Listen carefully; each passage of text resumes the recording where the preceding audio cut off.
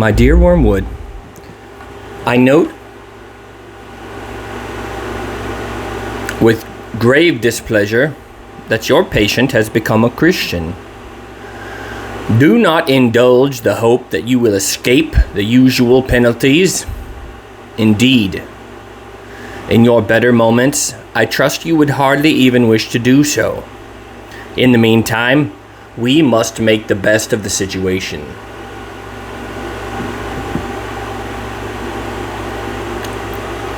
There is no need to despair. Hundreds of these adult converts have been reclaimed after a brief sojourn in the enemy's camp and are now with us. All the habits of the patient, both mental and bodily, are still in our favor. One of our great allies at present is the church itself. Do not misunderstand me. I do not mean the church as we see her spread out through all time and space and rooted in eternity, terrible as an army with banners. That, I confess, is a spectacle which makes our boldest tempers uneasy. But fortunately, it is quite invisible to these humans. All your patient sees is the half-finished, sham Gothic erection on the new building estate. When he goes inside, he sees the local grocer, with rather an oily expression on his face, bustling up to offer him one shiny little book containing a liturgy which neither of them understands, and one shabby little book containing corrupt texts of a number of religious lyrics, mostly bad, and in very small print. When he gets to his pew and looks round him, he sees just that the selection of his neighbors whom he has hitherto avoided. You want to lean pretty heavily on those neighbors. Make his mind flit to and fro between an expression like the body of Christ and the actual faces in the next pew.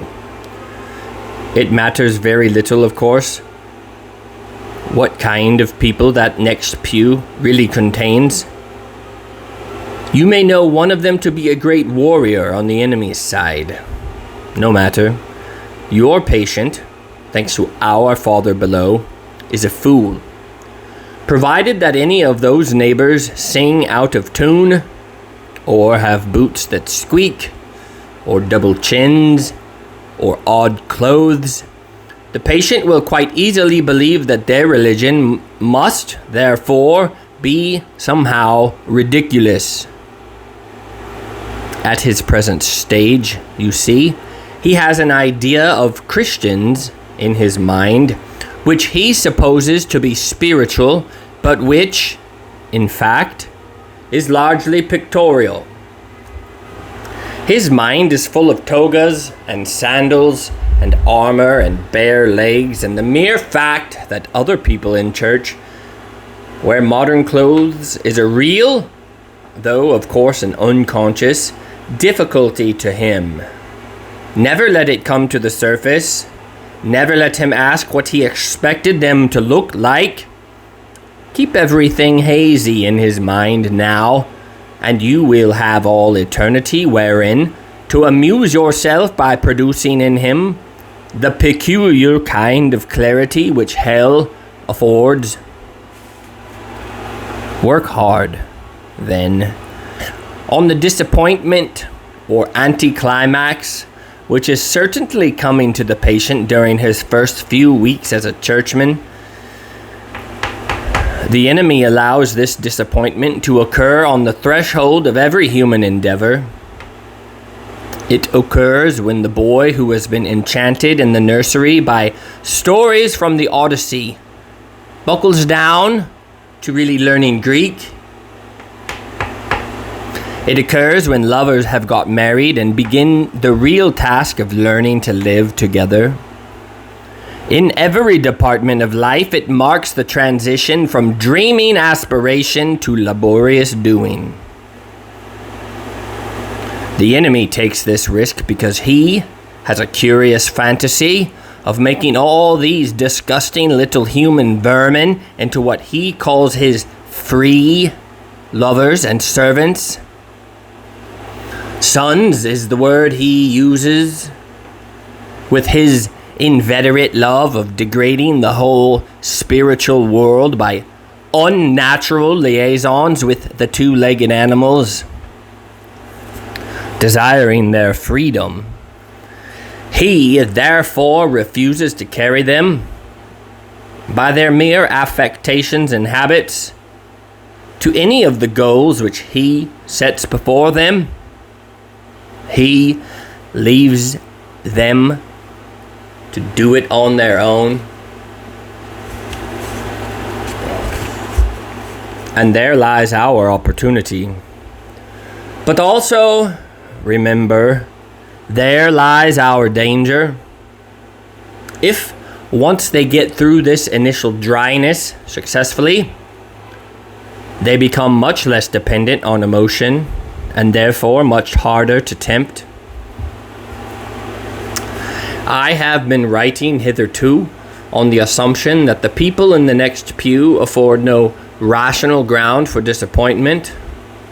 Of course, if they do, if the patient knows that the woman with the absurd hat is a fanatical bridge player, or the man with the squeaky boots is a miser and an extortioner, then your task is so much the easier. All you then have to do is to keep out of his mind the question, if I, being what I am, can consider that I am in some sense a Christian, why should the different vices of these people in the next pew prove that their religion is mere hypocrisy and convention? You may ask whether it is possible to keep such an obvious thought from occurring even to a human mind. It is, Wormwood. It is. Handle him properly and it simply won't come into his head. He has not been anything like long enough with the enemy to have any real humility yet. What he says, even on his knees, about his own sinfulness is all parrot talk. At bottom, he still believes he has run up a few very favorable credit balance in the enemy's ledger by allowing himself to be converted, and thinks that he is showing great humility and condescension in going to church with these smug, commonplace neighbors at all. Keep him in that state of mind as long as you can. Your affectionate uncle, Screwtape.